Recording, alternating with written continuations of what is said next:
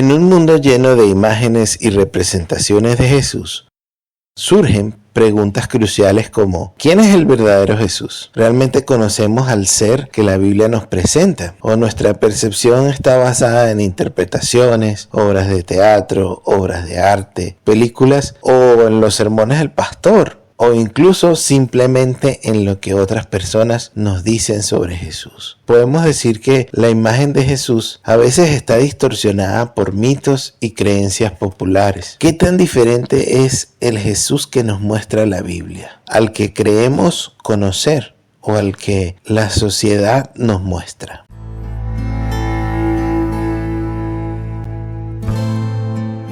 En esta serie de videos te invitamos a conocer al Jesús de la Biblia. Lo contrastaremos con las creencias populares y otros pensamientos que hay por allí. En Iglesia 3D queremos explorar nuestra fe de una manera profunda, sencilla y objetiva. Mi nombre es Leo y te acompañaré en este viaje. ¿Estás listo para conocer al verdadero Jesús?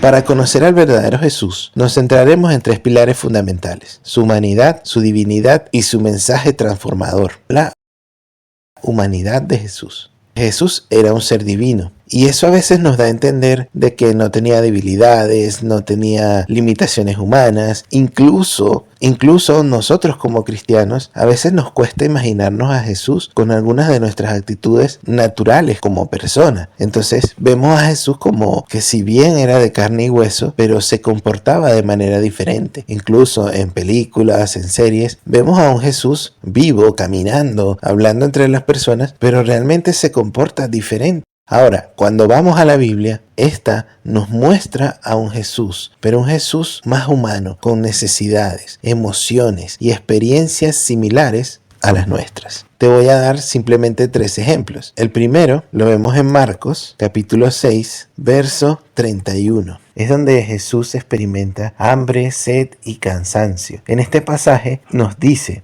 pero eran tantos los que iban y venían que ni tiempo tenían para comer. Entonces Jesús les dijo: vengan, vamos a un lugar tranquilo para descansar a solas. Este pasaje es bien interesante porque vemos cómo Jesús, así como cualquiera de nosotros, también se cansaba, también tenía hambre, también tenía esa necesidad de apartarse un momento para poder descansar. Después lo vemos en Juan capítulo 11, verso 35, el versículo más corto de la Biblia, que dice que Jesús lloró ante la muerte de Lázaro, porque Lázaro era un amigo cercano a Jesús y él no pudo estar para el momento. Muerto, despertó todos esos sentimientos, todos esos recuerdos que llevaron a que Jesús llorara como tú y como yo si nos pasara esa misma situación.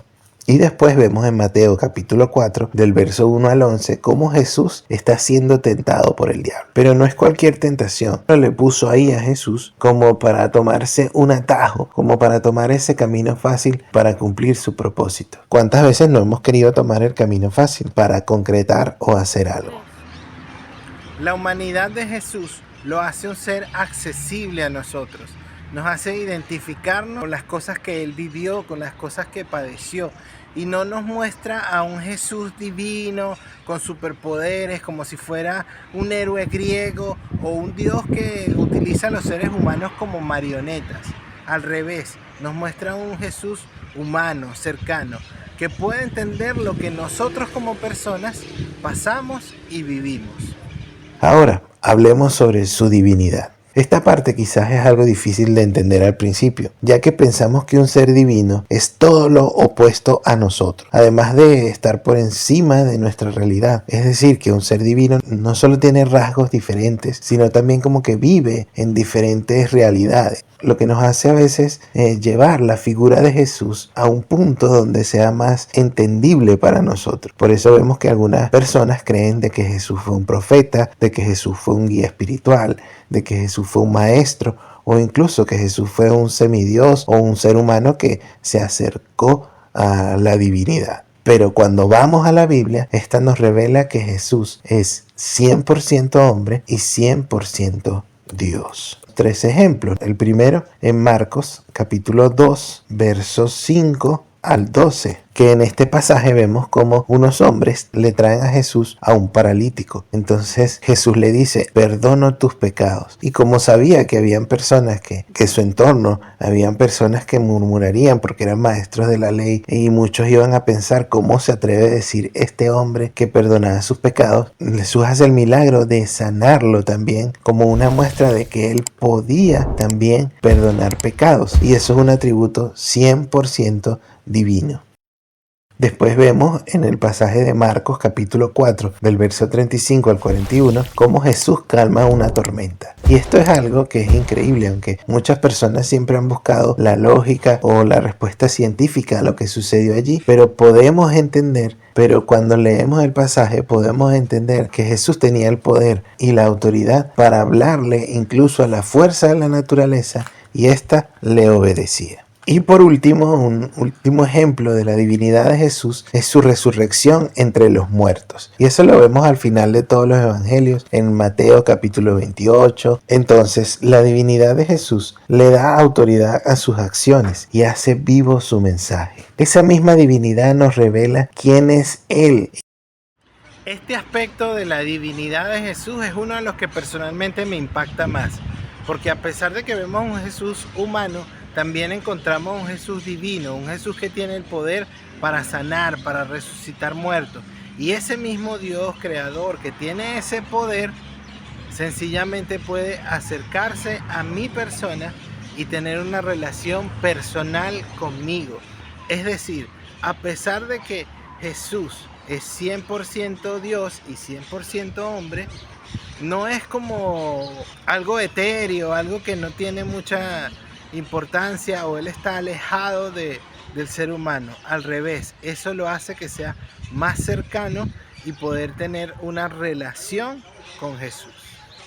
Y bueno, por último, para terminar estos tres aspectos, estos tres pilares, hablaremos sobre su mensaje. La idea popular de Jesús a veces es limitada. De hecho, muchas personas limitan su mensaje a hablar del amor y de la paz. Pero del mensaje de Jesús es más amplio de lo que solemos creer, incluyendo temas como la justicia, la responsabilidad, el arrepentimiento y la transformación personal. Como ejemplo te puedo dejar en Mateo capítulo 7 del 13 al 23, Jesús nos llama al arrepentimiento y advierte sobre las consecuencias del pecado, tanto para nosotros como para nuestro entorno. Otro ejemplo lo vemos en Mateo capítulo 25, verso 14 al 30, donde Jesús enseña sobre la justicia social y la responsabilidad individual. Y por último, y te dejo otro ejemplo más, que es Lucas capítulo 10, versos 25 al 37. Aquí Jesús contaba parábolas que hablan de la necesidad de tomar decisiones y asumir riesgos y a su vez asumir consecuencias. Entonces podemos decir que el mensaje de Jesús no solo busca consolar, sino que también nos desafía y nos transforma. Nos invita a vivir una vida de justicia, de amor y compromiso con los demás. Entonces vemos lo que es la importancia del mensaje de Jesús. No solo es un mensaje de amor y de paz, sino también es un mensaje transformador, que transforma la vida de aquel que decide creer en Jesús. Y es un mensaje que nos habla de responsabilidad, de justicia, entre otras cosas que podemos ver en la Biblia. Entonces, más allá de todo esto, quizás lo más importante, por lo menos para mí, del mensaje de Jesucristo, es que después de 2000 años, el mensaje sigue estando vigente.